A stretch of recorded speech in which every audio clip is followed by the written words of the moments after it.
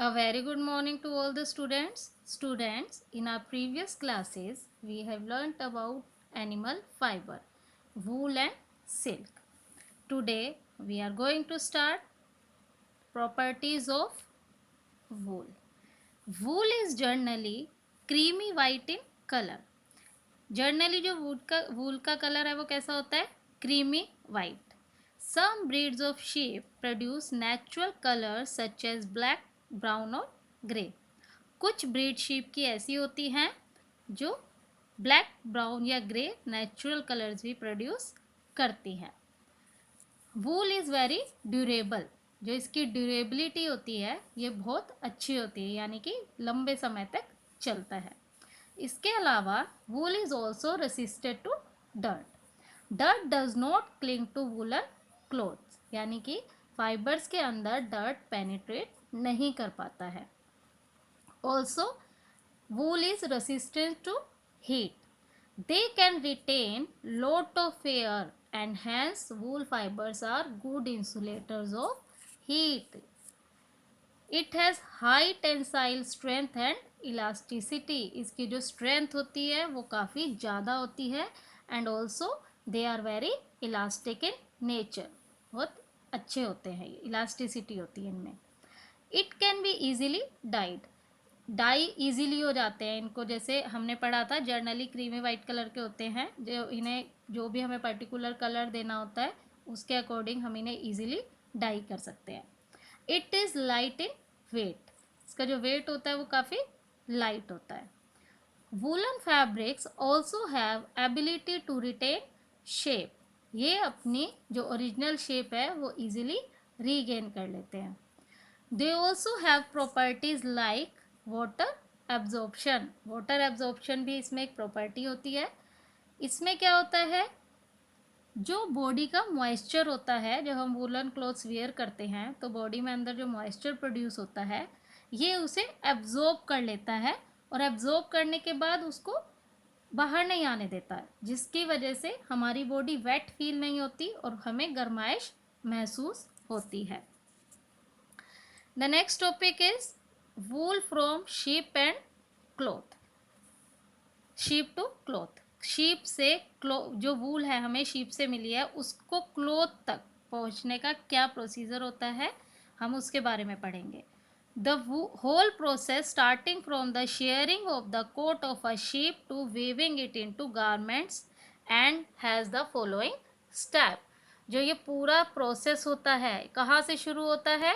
Sharing of the coat of sheep. Sheep का जो ऊपर का कोट है वूल उसको शेयर करना और वहाँ से लेकर उसे गारमेंट्स तक वीव करना यानी फैब्रिक बनाना. ये पूरा का पूरा एक प्रोसेस होता है. इसमें कुछ स्टेप्स होते हैं, अब हम उनके बारे में वन बाय वन पढ़ेंगे. First step is shearing. Shearing हमने पहले भी पढ़ा था. Shearing is a sheep is usually sheared off its coat once a year. साल में एक बार शीप को शेयर्ड ऑफ किया जाता है.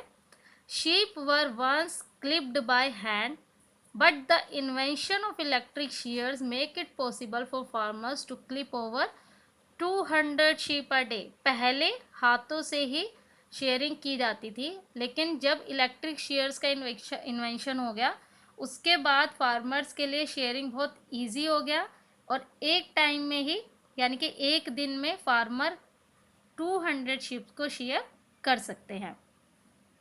A good sheep shearer can remove the fleece in 2.5 minute using a modern shear. Modern share use करके हम 2.5 मिनट में एक शीप को शेयर कर सकते हैं. अब शेयरिंग के बाद क्या होता है? Next process is grading. हम जब मार्केट में वूल खरीदने जाते हैं या कोई भी बायर है जब वो वूल खरीदता है तो वो उसकी लेंथ, फाइननेस, स्ट्रेंथ, कलर सब कुछ देखता है. तो हम ग्रेडिंग में क्या करते हैं, जो हमने शेयरिंग की थी, जो हमने वूल की कोटिंग ली थी शीप के ऊपर से, उसको पहले चेक किया जाएगा. उसमें से जो हमारी अच्छी क्वालिटीज़ की है, जो गुड क्वालिटी की वूल है उसको सेपरेट किया जाएगा ताकि उससे जो हमारी वूल बनेगी आगे, जो थ्रेड बनेगा वो हमारा बहुत अच्छा हो. The best wool has fine strong and long fibres and is pure white in colour. और जो हमारी बेस्ट वूल होती है वो कैसी होती है, एकदम फाइन होती है, स्ट्रॉन्ग होती है, फाइबर्स उसके लॉन्ग होते हैं और उसका प्योर वाइट कलर होता है। इसलिए हम ग्रेडिंग करते हैं ताकि हमें ऐसी वूल मिल जाए। ग्रेडिंग के बाद नेक्स्ट स्टेप है वॉशिंग। वॉशिंग में हम क्या करते हैं, जो फ्लीश है, शेयरिंग से जो हमने फ्लीश ऑब्टेन की थी वो मिल में जाती है प्रोसेसिंग के लिए। वहाँ पर क्या होता है, जो अलग अलग पाइल्स बना दिए जाते हैं, सेपरेट कर दिया जाता है। शॉर्ट और लॉन्ग वूल जो होती है जो ग्रेडिंग के बाद आई थी उनको अलग अलग कर देते हैं। उसके बाद उनको वॉश किया जाता है, cleaned thoroughly to remove grease and dirt from it. उसको अच्छे से धोआ जाता है, साफ़ किया जाता है ताकि उसमें जो ग्रीस और डर्ट है वो उसमें से अलग हो जाए। After washing the wool is squeeze between rollers to remove extra water. जब वो वॉश हो जाती है, अच्छे से क्लीन हो जाती है, उस वूल को रोलर से स्क्वीज दबाया जाता है ताकि जो एक्स्ट्रा वाटर है इसमें वो उसमें से बाहर निकल जाए। इसके बाद नेक्स्ट आता है हमारा dyeing. Wool is dyed in dyeing वास्ट इन डिफरेंट कलर। डाइंग वास्ट होता है, उसमें डिफरेंट कलर्स में वूल को डाई किया जाता है। उसके बाद आता है कार्डिंग। कार्डिंग में क्या होता है, it is then combed in a carding machine into parallel rows of fibre. जैसा कि हम पिक्चर में भी देख पा रहे हैं, कार्डिंग मशीन में हम उसको वूल को डालते हैं, वो कॉम्ब हो जाती है, एकदम पैरेलल रोज ऑफ फाइबर्स में कन्वर्ट हो जाती है, जिनको स्लीवर्स कहा जाता है। स्लीवर्स क्या होते हैं, एकदम पतले चपटी सी पतले पतले धागे मिल जाते हैं हमें। The carding machine has wire to roller to separate the wool into loose ropes of slivers. उसमें ऐसे टू रोलर्स लगे होते हैं। वो रोलर्स क्या करते हैं, जो पीछे से हम कॉम्ब करने के लिए डाल रहे थे वो पतले पतले सेपरेट लूज वूल्स में कन्वर्ट हो जाता है। उसके बाद नेक्स्ट स्टेप आता है रोविंग। रोविंग में क्या करते हैं, a number of slivers are rolled into a thin rope called roving which will be use to spin yarn. जो अब नंबर ऑफ स्लीवर्स हमें मिले थे कार्डिंग के दौरान, उन सबको पतली पतली थिन रोप्स में कन्वर्ट कर देते हैं, जिसे रोविंग कहा जाता है, जो बाद में यार्न पर स्पिन करने के लिए रेडी हो जाते हैं। The next step is weaving. After rowing, the fibers are twisted together to make yarn. Rowing के बाद जो हमारे पास पतले पतले थिन रोप्स फाइबर आ गए थे, उनको एक दूसरे के साथ ट्विस्ट किया जाता है, इकट्ठा किया जाता है ताकि हम उसका यार्न बना सकें, which can then be woven into garment. अब वो यार्न बन गया, हमारी ऊन तैयार हो गई है। अब उस ऊन से हम क्या कर सकते हैं, अपने गारमेंट्स बना सकते हैं, रग्स, ब्लैंकेट, कारपेट्स, ये सब चीज़ें हम अब उससे बना सकते हैं। If the combining is very severe, जो हमने कॉम्बिंग की थी कार्डिंग के टाइम पे, अगर वो बहुत सीवियर है, मतलब बहुत ज़्यादा उस पर दबाव पड़ेगा, तो क्या होगा, the strong firm cloth called roasted result, यानी कि हमें बहुत स्ट्रॉन्ग क्लॉथ मिलेगा, जो हमने रोस्टेड पहले हमने पढ़ा था टाइप्स ऑफ वूल में। इफ कॉम्बिंग इज लाइट, अगर कॉम्बिंग लाइट रह जाएगी तो सॉफ्ट फजी यार्न मेड होगा, जिससे हम gabardine, crepe, flannel, serge, blanket cloth etcetera ये सब बना सकेंगे। सॉफ्ट से तो हम अपने गारमेंट्स बनाते हैं, कपड़े बनाते हैं, और जितनी हमें सॉफ्ट चीज़ें चाहिए होती है वो, और जो रोस्टेड फैब्रिक निकलता है उससे हम हार्ड चीज़ें वूल की, जैसे अभी हमने पढ़ा gabardine, crepe, flannel, serge, blanket etcetera ये सब बनाते हैं। उसके बाद हमने ये प्रोसेस पूरा पढ़ लिया। सबसे पहले हमने क्या किया था, शेयरिंग की थी। शेयरिंग के बाद grading, then washing, then dyeing, carding, roving, weaving. अब इस हमारा जो फैब्रिक है या जो भी हमें गारमेंट्स, ब्लैंकेट जो भी हमें चाहिए था वो हमारा बन के तैयार हो जाता है। उसके बाद नेक्स्ट टॉपिक है wool production. Australia is the world's largest producer of raw wool. पूरे वर्ल्ड में ऑस्ट्रेलिया वूल का लार्जेस्ट प्रोड्यूसर है। सबसे ज़्यादा वूल, रो वूल ऑस्ट्रेलिया में प्रोड्यूस होती है। It contributes 29% of total world supply. Total world में वूल की जितनी भी सप्लाई हो रही है उसमें से 29% हिस्सा कंट्रीब्यूशन किसका है? ऑस्ट्रेलिया का। इसके अलावा कुछ अदर लीडिंग प्रोड्यूसर्स भी हैं, जैसे Soviet Republic, New Zealand, China, Argentina and Uruguay. In India, sheep are reared in some sub-Himalayan regions which has a cooler climate. India के अंदर ज़्यादातर शीप कहाँ पर रियर की जाती हैं? सब हिमालयन रीजन पे में, क्योंकि वहाँ का जो क्लाइमेट है वो कैसा होता है? कूलर होता है, ठंडा क्लाइमेट होता है। The sheep which are reared in Rajasthan have poor quality of wool. और राजस्थान में जहाँ पर काफ़ी वार्म क्लाइमेट होता है, वहाँ की जो शीप हम रियर्ड करते हैं उनकी जो क्वालिटी ऑफ वूल होती है वो अच्छी नहीं होती है। The quality of wool is very poor. Okay, the next topic is wool mark.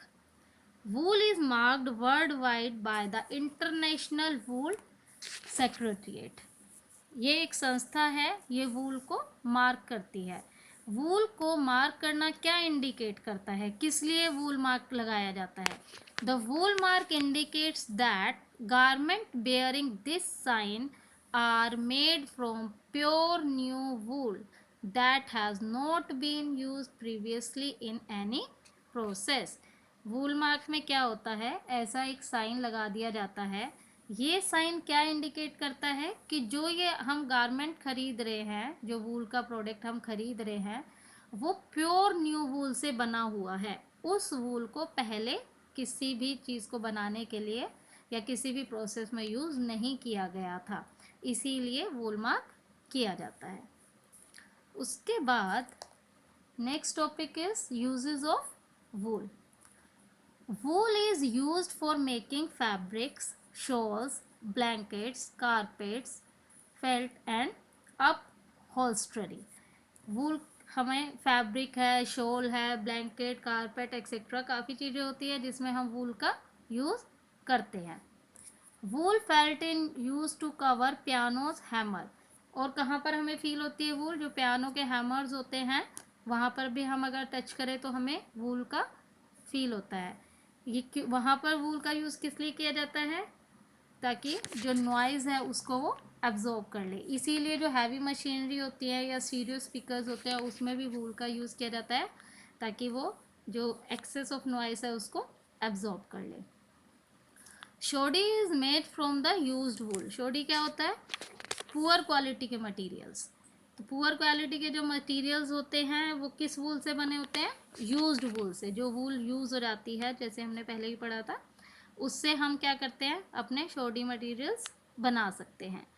इसमें हम क्या करते हैं? जो हमारे पास एग्जिस्टिंग फैब्रिक्स हैं, जो ऑलरेडी हमारे पास फैब्रिक है, उनको छोटे छोटे पीसेस में काट दिया जाता है, उनको फिर कार्डेड किया जाता है। कार्ड करने के बाद उनको दोबारा से रीस्पन किया जाता है इनटू यान। वो जो यान अभी बनता है, इस प्रोसेस से जो यान फॉर्म होता है वो इन्फीरियर टू द फ्रेश वूल। जो फ्रेश वूल ऑब्टेन हुई है उसके कंपैरेटिव इन्फीरियर, लो क्वालिटी का होता है। इसीलिए use for making cheap woollen garments and blanket. जो सस्ते वूलन गारमेंट्स या ब्लैंकेट या कारपेट जो भी हम बना रहे हैं उसमें इसको यूज़ किया जाता है, क्योंकि जो हमारी फ्रेश वूल होती है वो काफ़ी अच्छे प्राइस की होती है, और अगर हमें सस्ती चीज़ें लेनी है तो हम शोडी के द्वारा बनाएंगे। यहाँ तक हमने अपने वूल के बारे में पढ़ा, क्या यूजेस होते हैं, प्रॉपर्टीज़ क्या होती हैं, प्रोसीजर क्या है और इसकी प्रोडक्शन क्या होती है। अब पढ़ेंगे health hazards in the silk industry. हमने सिल्क के बारे में पढ़ा था कि हम सिल्क कैसे ऑब्टेन्ड होती है। अब हम पढ़ेंगे कि जो सिल्क इंडस्ट्रीज़ में काम करते हैं, जो वर्कर्स होते हैं, उनकी हेल्थ पे क्या असर पड़ता है, हेल्थ के लिए क्या नुकसान होते हैं उनके। The workers in the sericulture industry face a number of health problem. जो वर्कर सेरीकल्चर इंडस्ट्री में काम करते हैं बहुत सारी प्रॉब्लम्स, हेल्थ प्रॉब्लम्स फेस करते हैं। हम कुछ डिजीज़ के बारे में पढ़ेंगे। सबसे पहला है respiratory disease. Respiratory diseases like asthma, bronchitis, etc. Are common among these workers. जो वर्कर्स एग्रीकल्चर इंडस्ट्री यानी सिल्क इंडस्ट्री में काम करते हैं उनको रेस्पिरेटरी डिजीजेज जैसे कि अस्थमा है या ब्रोंकाइटिस एक कॉमन बात है, उनमें ज़्यादातर ये बीमारी पाई जाती है। ऐसा क्यों होता है? Because due to the inhaling of foul smelling vapors when the cocoons are undergoing steaming, reeling, etc. जब cocoons को steam करते हैं या रील करते हैं, जब उस टाइम पर जो foul smelling vapors निकलते हैं वो क्या होते हैं, हमारी ब्रीदिंग यानी इनहेलिंग, जब हम सांस लेते हैं उसके साथ हमारी बॉडी में जाते हैं। These cause difficulty in breathing। इसकी वजह से सांस लेने में बहुत ज़्यादा प्रॉब्लम होती है और रेस्पिरेटरी डिजीजेस हो जाती है। Next is scabies and skin infections are caused as the worker usually dip their hand in boiling water while boiling the cocoons।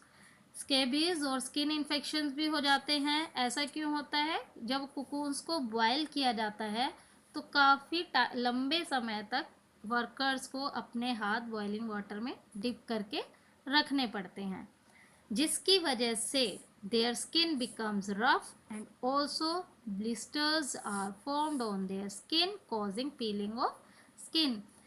क्या होता है इसका रिजल्ट? जो स्किन है वो बहुत ज़्यादा रफ हो जाती है, उस पर ब्लिस्टर यानी छाले भी हो जाते हैं और जो स्किन है वो उतरने लग जाती है। Other health problem include headache, fever, back pain, neck pain etcetera. ये जो सीरियस प्रॉब्लम्स हैं इनके अलावा और भी हेल्थ प्रॉब्लम्स होती हैं, जैसे कि सिर में दर्द रहता है, फीवर होता है, बैक पेन रहता है, नेक पेन एक्सेट्रा। ये सारी की सारी प्रॉब्लम्स हो जाती हैं जब जो वर्कर्स हैं वो सिल्क इंडस्ट्री में काम करते हैं। Silk and wool both keep us warm during winters as they do not allow heat escape from the body। Silk और वूल दोनों ही हमें विंटर्स में वार्म प्रोड्यूस कराते हैं यानी गर्माहिश देते हैं। ऐसा क्यों होता है? क्योंकि they do not allow heat escape from the body. Body से जो हीट निकल रही है, हमने पहले ही पढ़ा था, ये उसको इंसुलेट एब्जॉर्ब कर लेते हैं, अपने अंदर रख लेते हैं, जिससे कि वो बाहर नहीं निकलती है और बॉडी की हीट और जो हीट है वो हमें फील होती रहती है, जिसकी वजह से हमें वार्म फील होता है। Next topic is a comparison between properties of fibres. Although silk and wool both are animal fiber, yet they differ in their properties। हमने पढ़ा है कि सिल्क और वूल दोनों ही एनिमल फाइबर है, फिर भी उनकी कुछ प्रॉपर्टीज़ ऐसी हैं जिससे वो एक दूसरे से अलग है। आइए हम पढ़ते हैं इनके बारे में। सबसे पहली प्रॉपर्टी है अपीयरेंस। अपीयरेंस मतलब दिखने में कैसा लगता है। Wool dull, wiry and rough fibre. Wools कैसे होते हैं? डल, वेरी और रफ फाइबर्स होते हैं देखने में। And silk are smooth, shiny and straight, so shades dirty easily. जो सिल्क होते हैं वो स्मूथ होते हैं, चमकदार होते हैं, एकदम सीधे से होते हैं, और अगर इन पे कोई धूल मिट्टी लग जाती है तो इजीली वो झड़ भी जाती है। Next is length of fibre. Fibres की लेंथ कैसी होती है? Wools are staple fibres and silks are filament fibres. The next is conductor of heat. Wools are bad conductor of heat, hence conserve body heat and keeps up warm। Bad conductor of heat होते हैं, body की heat को बचा के रखते हैं, जिसकी वजह से हमें वार्म फील होता है। And silk are poor conductor of heat, hence warm. Surface it is not as good as insulator as wool. ये अच्छे होते हैं सिल्क, लेकिन जितने वूल अच्छे इंसुलेटर माना जाता है, जितने ज़्यादा वार्मथ हमें वूल प्रोवाइड करते हैं उतने ये सिल्क नहीं होता। नेक्स्ट है moisture absorption. Wools repels water but can absorb large quantity of water. It can hold large amount of moisture feeling damp. And silk, it can absorb large amount of moisture without feeling damp. Next is resistant. It resists wrinkles and creases. It comes back to shape after crushing. Wrinkles नहीं आते हैं इस पे, और अगर हम इन्हें crush भी कर देते हैं, मोड़ भी देते हैं, और जब छोड़ते हैं तो दोबारा से इनकी शेप वापस आ जाती है। Silk, the crease hang out well but do not well as wool, it needs iron after wash. इनकी भी क्रीज अच्छी होती है, लेकिन वूल जितने बेस्ट नहीं होते हैं। अगर हम इनको वॉश करते हैं, धोने के बाद इनको आयरन की ज़रूरत होती है, वूल्स को आयरन की ज़रूरत नहीं होती। Next is strength. Wools are weak fiber. It gets damaged when rubbed during washing. जो वूल होते हैं वो वीक फाइबर होते हैं, अगर हम उनको वॉशिंग के दौरान अगर बहुत जोर से रब करेंगे तो वो डैमेज हो जाते हैं। Silk looks delicate but it is very strong fibre. जो सिल्क है वो देखने में डेलिकेट लगता है, लेकिन एक बहुत स्ट्रॉन्ग फाइबर है। Seventh is uses. Wool is used for making sweaters, coat, caps, etc. On the other hand, silk is used for making sarees, dress materials. The next topic is burning test. Silk and wool are protein fiber. They become curly by flame. They give almost the same result when burned. Silk और वूल दोनों ही protein fibre हैं, दोनों animal fibre हैं, इसीलिए जब हम उन्हें burn करते हैं तो उनकी जो प्रॉपर्टीज़ होती हैं वो ऑलमोस्ट सेम होती हैं। जैसे कि अप्रोचिंग फ्लेम, जब हम उनको फ्लेम के पास लेकर आते हैं, silk and wool both become curly by flaming, सिकुड़ से जाते हैं। अगर फ्लेम में लेकर आते हैं, इन फ्लेम के ऊपर लेकर आते हैं, silk burn slowly and sputters in flame, wools also burn slowly, धीरे धीरे जलना स्टार्ट होते हैं। रिमूव फ्रॉम फ्लेम, अब हमने फ्लेम से रिमूव कर लिया। Silk stops burning when remove from flame, also wool stops burning when remove from flame, जब फ्लेम से हम बाहर निकाल लेते हैं तो वो जलना बंद हो जाते हैं। ऑर्डर मतलब कि स्मेल कैसी आती है जब वो जलते हैं। Silk and wool both gives burning hair smell, जैसे बाल जलते हैं ऐसी स्मेल आती है जब हम दोनों को बर्न करते हैं। रेसिड्यू, बाद में क्या बचता है। ब्रीड लाइक ब्लैक क्रशेबल, जैसे बीड्स होती हैं वैसी क्रशेबल छोटी छोटी बॉल सी बाद में बच जाती हैं, and same happened with in the case of wool. This is the burning test. Silk and wool both keep us warm during winters as they do not allow heat escape from the body. हमने अभी भी पढ़ा था, ऊपर भी पढ़ा था पहले, ये बॉडी में से हीट को बाहर नहीं जाने देते, इसीलिए ये दोनों के दोनों गुड कंडक्टर ऑफ हीट भी कहलाए जाते हैं, इसीलिए विंटर्स में ज़्यादा इनका यूज़ हम कर सकते हैं। Students, now a chapter 3 has been completed. Revise and read complete chapter and also learn it. Till then, stay home, stay safe.